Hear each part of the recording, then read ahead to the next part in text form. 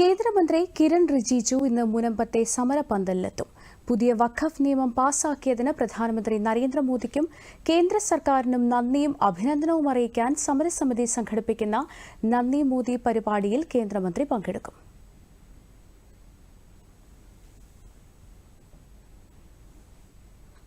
PS വിനയ ചേരുന്നുണ്ട് വിവരങ്ങളുമായി. വിനയ, എങ്ങനെയാണ് എപ്പോഴാണ് അദ്ദേഹം കേരളത്തിലെത്തുക? ഒപ്പം തന്നെ ഈ നന്ദി മോദി പരിപാടിയുമായിട്ട് ബന്ധപ്പെട്ട വിവരങ്ങൾ എങ്ങനെയാണ്, എപ്പോഴാണ് ആരംഭിക്കുക?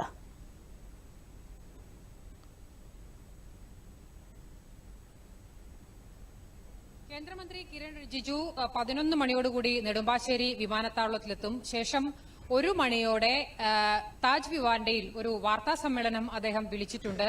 ഈ വാർത്താ സമ്മേളനത്തിനു കൂടി ശേഷം 4 മണിയോടെയാണ് മുനമ്പത്ത് ഈ സമരപ്പന്തലിൽ കേന്ദ്രമന്ത്രി എത്തുക.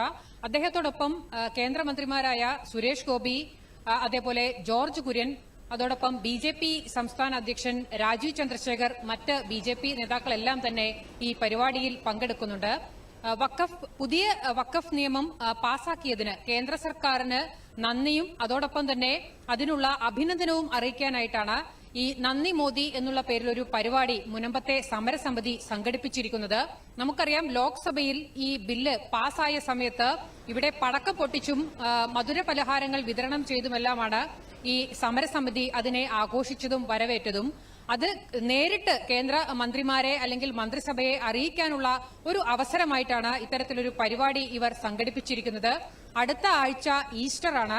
ആ ഈസ്റ്ററിന് മുന്നോടിയായിട്ട് വളരെ സന്തോഷകരമായ ഒരു വിവരം അല്ലെങ്കിൽ ഒരു പ്രഖ്യാപനം കേന്ദ്രമന്ത്രിയിൽ നിന്ന് ഉണ്ടാകും, അല്ലെങ്കിൽ അത്തരത്തിലൊരു നടപടി മന്ത്രിസഭയിൽ നിന്നുണ്ടാകും എന്നെല്ലാം തന്നെ ഒരു പ്രതീക്ഷ സമരസമിതിക്കാർ മുന്നോട്ട് വെക്കുന്നുണ്ട്.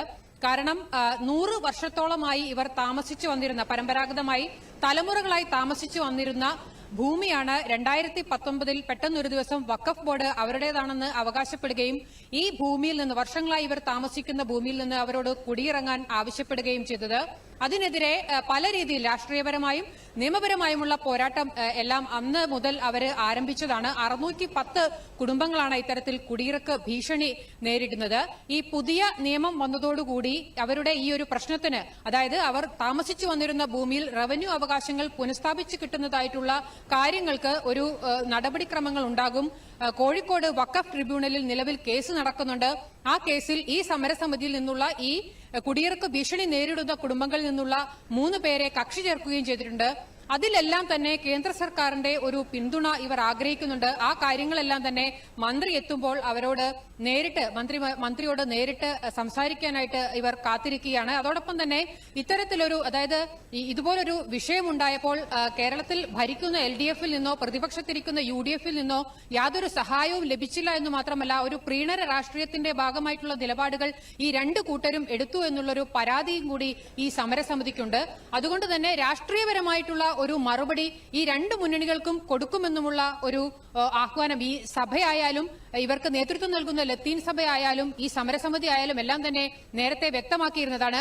ആ രാഷ്ട്രീയപരമായി വന്നിട്ടുള്ള ഒരു സാഹചര്യത്തെ മുതലെടുക്കുക എന്നുള്ളൊരു ലക്ഷ്യം കൂടി BJPക്കുണ്ട്. അതുകൊണ്ടാണ് ഇത്രയധികം BJP നേതാക്കളെയും BJP സംസ്ഥാന അധ്യക്ഷനുമെല്ലാം തന്നെ ഇവിടെ നേരിട്ടെത്തുന്നത്. എന്തായാലും 4 മണിക്കാണ് പരിപാടി. വലിയ രീതിയിലൊരു സ്വീകരണം ഇവിടെ കേന്ദ്രമന്ത്രിക്ക് ഒരുക്കാൻ വേണ്ടി സമരസമിതി ഒരുങ്ങിയിട്ടുണ്ട്. നമ്മളിപ്പോൾ മുനമ്പത്താണുള്ളത്. അല്പസമയം മുമ്പ് നമ്മൾ സമരസമിതി വേദിയിൽ പോയിരുന്നു. അവിടെ പന്തലിന്റെ പണി ഉൾപ്പെടെയുള്ള കാര്യങ്ങളെല്ലാം തന്നെ നടക്കുകയാണ്. 4 മണിയോടുകൂടി എന്തായാലും കേന്ദ്രമന്ത്രി ഇവിടെ എത്തും. വിനയ, ഒപ്പം തന്നെ കേന്ദ്രമന്ത്രി കിരൺ റിജിജുവിന്റെ ഈ കേരള സന്ദർശനത്തിന്റെ ഭാഗമായി മറ്റെന്തെങ്കിലും പരിപാടികൾ അദ്ദേഹം പങ്കെടുക്കുന്നുണ്ടോ? അങ്ങനെ എന്തൊക്കെയാണ് അത് സംബന്ധിച്ച വിശദാംശങ്ങൾ?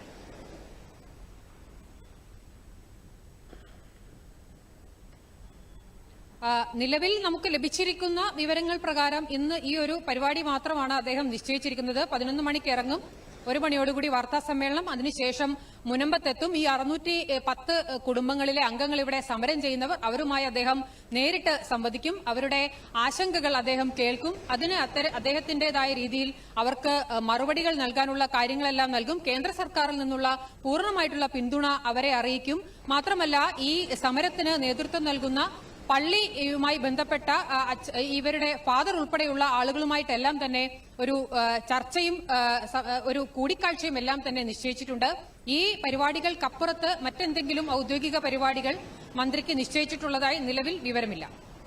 ശരി, വ്യക്തമാണ് വിനയ. ഇന്ന് 11 മണിയോടെ, ഏകദേശം 11 മണിയോടെ കേന്ദ്രമന്ത്രി കിരൺ റിജിജു കേരളത്തിലെത്തും. വൈകിട്ട് 4 മണിക്ക് നടക്കുന്ന നന്ദി മോദി പരിപാടിയിൽ അദ്ദേഹം പങ്കെടുക്കും. PS വിനയാണ് വിവരങ്ങൾ നൽകിയത്.